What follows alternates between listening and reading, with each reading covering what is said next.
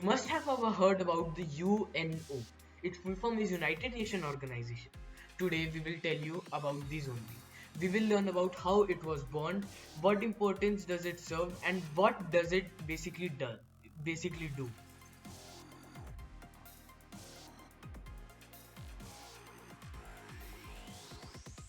The United Nations Organization Charter is the foundation of the UN, outlining its purpose and principles. It was signed on June 26, 1945 and entered into force on October 24, 1945, shaping international relations and promoting peace cooperation.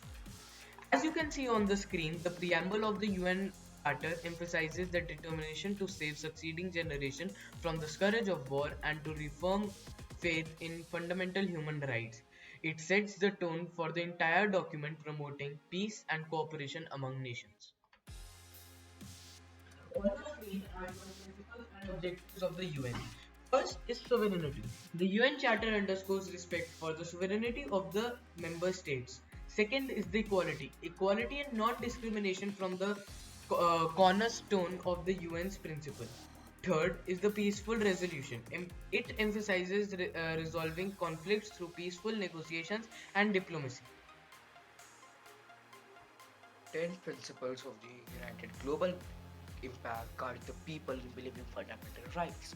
It is determined to achieve international cooperation in solving international problems of an economic, social, cultural, or humanitarian character, and in promoting and encouraging respect for human rights and fundamental freedom, all without distinction as to race, gender, language, or religion. The principles of UN Global Impact, plotted into four for businesses, it is further classified into 10 points. Here is the chart of the principles. As you can see on the chart, there are 10 principles broadened into four categories, that is human rights, labor, environment, and anti-corruption. The first aspect is human rights. Businesses should respect and support the protection of internationally proclaimed human rights. Second of all, they must make sure that they are not complicit in human rights abuses.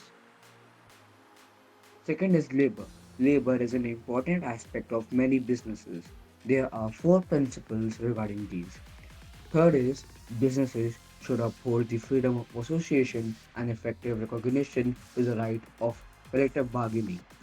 Fourth, the elimination of all forms of forced and compulsory labor. Fifth, effective abolition of child labor. Sixth, the elimination of discrimination in respect of employment and occupation. Third aspect is environment. It has three principles. Seventh, businesses should have support a precautionary approach to environmental challenges. Eighth, undertake initiatives to promote greater environmental responsibility. Ninth, encourage the development and diffusion of environmentally friendly technologies. Last one, that is the fourth one, is anti-corruption. Businesses should work against corruption in all forms, including extortion and bribery. Now let's understand the structural overview of the UN. The General Assembly is main deliberative, policy making and representative organ of the UN. Second is the Security Council, which is responsible for maintaining international peace and security.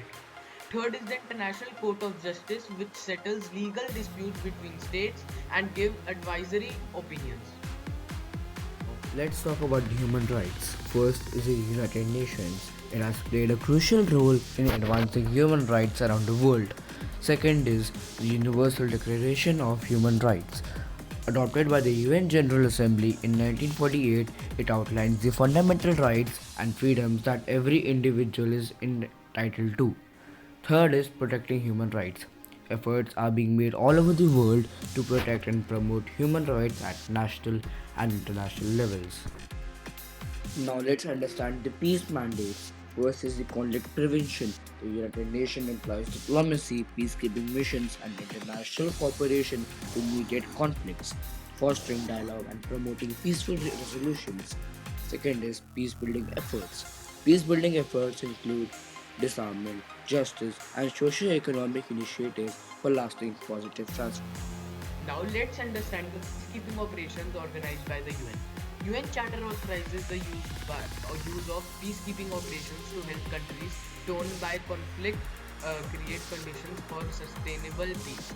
These operations play a vital role in preventing the recurrence of conflict and supporting.